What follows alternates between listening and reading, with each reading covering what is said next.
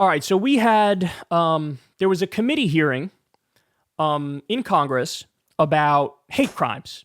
And, the whole idea of it was it's the broad umbrella of hate crimes. So you might have some Palestinian folks or Arab folks or Muslim folks come and say, look, here are the things that our community has been dealing with. These things are problematic. And you also might have, Jewish people come and say there's a rise in anti-Semitism, and here's one event that happened and another event that happened, et cetera, right? But in this hearing, what you saw was the single worst display I've ever seen of over-the-top, shrill, right-wing virtue signaling. And what I mean by that is they are going to play up the claims of anti-Semitism, right? And they're going to play down any claims of anti-Palestinian or anti-Muslim or anti-Arab bigotry, right? And this is going to be their whole point. And I'm about to show you some really, really disgusting clips. So this is Ted Cruz in the hate crimes hearing, and here's what he says. But when it comes to anti-Semitism, the Democrats have a problem. I would note, this is occurring in blue states with blue governors because the Democrat Party is terrified of the pro-Hamas wing of their party. In states like Texas and Florida, we don't allow this. At the University of Texas, when violent protesters threatened Jewish students, police officers arrived and arrested them. Okay, by the way, that's a lie. It's a lie. The reality is the Republican states want to crack down on pro-Palestine free speech. Pro-Palestine free speech. That's what they want to do. They will define anything that's pro-Palestine as pro-Hamas and or anti-Semitic, and then they send in the cops to bust up the protest. That's exactly what happened in Texas. So in other words, Ted Cruz is taking a stand here against free speech while lying and pretending pro-Palestine protesters who are anti-genocide are actually pro-Hamas and anti-Semitic. All right, more. That's what happened when you enforce the law. Every Republican member of this committee asked the chairman to hold a hearing on anti-Semitism in February. And yet we don't get a hearing on anti-Semitism. We get a hearing generically on hate because this administration, and this is the kind of anger and hate that is encouraged. You're now seeing the hate manifesting right here. Interestingly enough, Please, the committee will come to order. The senator is recognized to finish his remarks. So we now have a demonstration of anti-Semitism. Guys, they literally in Congress passed a bill to redefine anti-Semitism as including anti-Zionism. They say if you're anti-Zionist, you're anti-Semitic. That means there are hundreds of thousands, millions of Jews who are practicing their religion who Ted Cruz says you're an anti-Semite. This is incredibly dishonest. And as you can see, he makes the point very clearly. He's like, we wanted a hearing on just anti-Semitism. Instead, we're getting this broad hate crimes hearing. In other words, every example of anti-Palestinian bigotry, anti-Muslim bigotry, anti-Arab bigotry doesn't count. There's reasons for it. It's not actually bigotry. It's totally okay. And every even fake instance I make up of anti-Semitism to try to protect my Israeli donors, that's what I want to talk about. Only that. Because I want to send more money and more weapons to Israel and cheer as they bomb more babies. Rabbi Goldfelder, let me ask you, has the Biden administration cut off the funding of any of the colleges that have allowed this hate? Have they indicted anyone for funding these violent protests? What he's doing, for those of you who don't know, he's implying Iran is funding pro-Palestine protests on college campuses, and he's saying the Biden administration should cut off all money to the colleges that have pro-Palestine protests. That's what he's saying. The people paying for the matching tents? Or have they sat there silently, and have the universities sat there silently while their students are terrified to go to class? They have not indicted anyone. They have not indicted anyone. Has any university had their funding cut off for allowing this sort of violent intimidation? Not a single university. See how he's playing along with it too?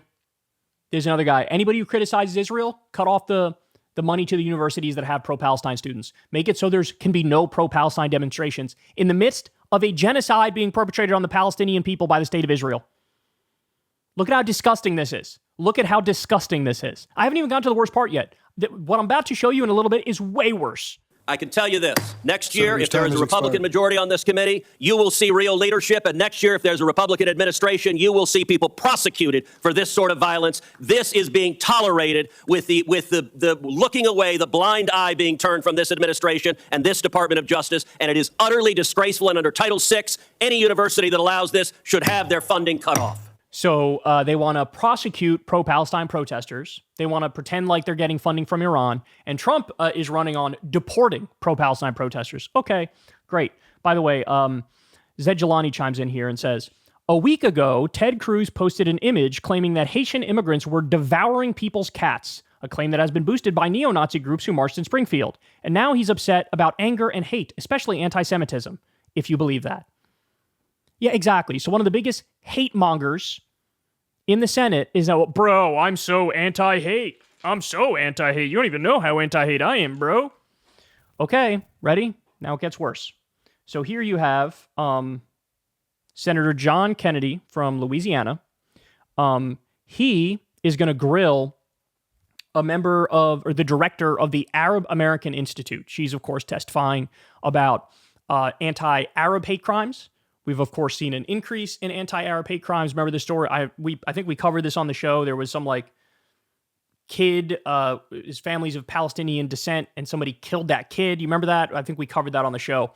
So they're talking about anti-Arab bigotry, anti-Arab hate crimes. Listen to the line of questioning from Republican Senator John Kennedy. Here we go. You support Hamas, don't you? You support UNRWA and Hamas, don't you? Sir, Please.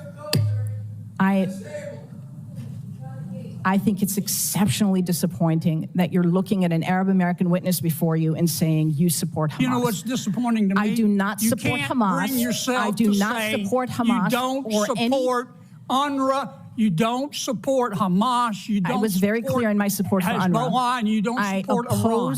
You should hide your head in a bag. Your time has expired. Please, Ms. Berry, I'm going to allow you to respond to any one or all of those questions at this point. Senator Durbin, thank you very much for holding this hearing and for elevating the issue of hate crime. It's regrettable that I, as I sit here, have experienced the very issue that we're attempting to deal with today. The introduction of foreign policy is not how we keep Arab Americans or Jewish Americans or Muslim Americans or Black people or Asian Americans, anybody safe. This has been regrettably a real disappointment, but very much an indication of the danger to our democratic institutions that we're in now. And I deeply regret that, and I do hope that my testimony today has been helpful to understanding the need to respond to hate. This video broke me, bro. This video broke me. That Republican senator is a caricature of the dumbest possible bigot you could ever imagine. An Arab American woman testifying, and she immediately gets accused of supporting Hamas. He also goes on to accuse her of supporting Hezbollah. By the way, notice how he threw UNRWA in there too? He's like, you support Hamas, you support UNRWA. Yeah, UNRWA is the branch of the UN that makes sure that innocent Palestinian civilians get food and water and medicine. Why would you lump in UNRWA with Hamas and Hezbollah? That makes zero sense. But no, to him, because he believes all of the bullshit Zionist propaganda that says UNRWA is just another arm of Hamas. And so we need to defund UNRWA. That was a lie to try to make it so Palestinian civilians can't get food, water, and medicine. There's been zero evidence of people in UNRWA connected to Hamas. And they lied, presented no evidence, got people fired, and cut off the funding. This guy is a disgusting, vile bigot and a liar. And he's also way too dumb to be in the Senate. One more time. Listen, and by the way, also note her answer. First of all, she laughs at him because it's a preposterous thing that, what? I support Hamas because I'm an Arab American woman. What the fuck are you talking about?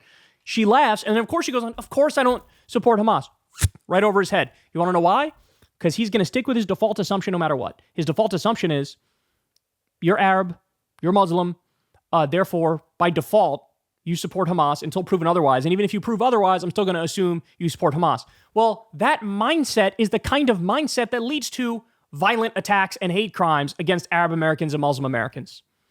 You just assume they're terrorist affiliated because their skin tone is slightly different than yours. Disgusting. One more time. You support Hamas, don't you? You support UNRWA and Hamas, don't you? Sir, Please. I think it's exceptionally disappointing that you're looking at an Arab American witness before you and saying you support Hamas. You know what's disappointing to me? I do not support Hamas. I do not support Hamas. You don't support UNRWA. You don't support Hamas. She literally just said it as you were screaming over her. This is disgusting. I was very clear in my support for UNRWA. Hezbollah, and you don't support Iran. You should hide your head in a bag. You should hide your head in a bag. Let's just call a spade a spade. This is a perfectly acceptable form of bigotry in today's America. It's a perfectly acceptable form of bigotry to shit on Palestinians and Arabs and Muslims. Perfectly acceptable. We can have videos day after day coming across our Twitter feeds of Palestinian children having limbs blown off, getting amputations with no anesthetic. We could have, pictures of dead bodies of innocent Palestinian women. And it doesn't matter that there's 48,000 dead Palestinians, 90% innocent civilians. The policy of keep arming and funding Israel continues. And these people don't have a word to say about any of the innocent Palestinians who've been killed. And this has now spilled over into how these people act domestically with people who look Arab or Muslim or Palestinian, etc. It's a perfectly acceptable form of bigotry. Perfectly acceptable form. And it's in the context of a hearing that's supposed to be against this kind of bigotry, right? Imagine a senator, U.S. senator, browbeating a Jewish American testifying here and saying, "You love money, don't you? You love money, don't you? You've done blood libel, haven't you? You've done blood libel." Imagine that. Imagine that. It'd be the biggest outrage in the country, but this happens, barely a blip. You won't hear many outlets cover it. This is one of the few. Palestinians have been so fully dehumanized that people don't bat an eyelash at this. They don't bat an eyelash at this. It doesn't matter that the death toll on the Palestinian side is way far above and beyond what it is in Israel. It doesn't matter that they purposely targeted schools and hospitals and civilian infrastructure and UN buildings.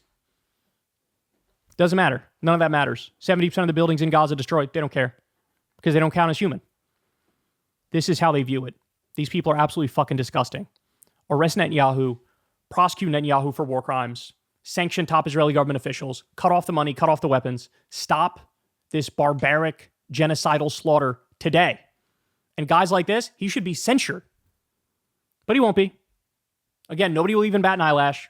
His fellow colleagues will talk to him after and say, "Great job in that hearing there." Beyond grotesque. Hey y'all, do me a favor and like and subscribe. It helps out big time in the algorithm. Click the bell as well for notifications when videos drop. And watch that video on screen right now. You know you want to.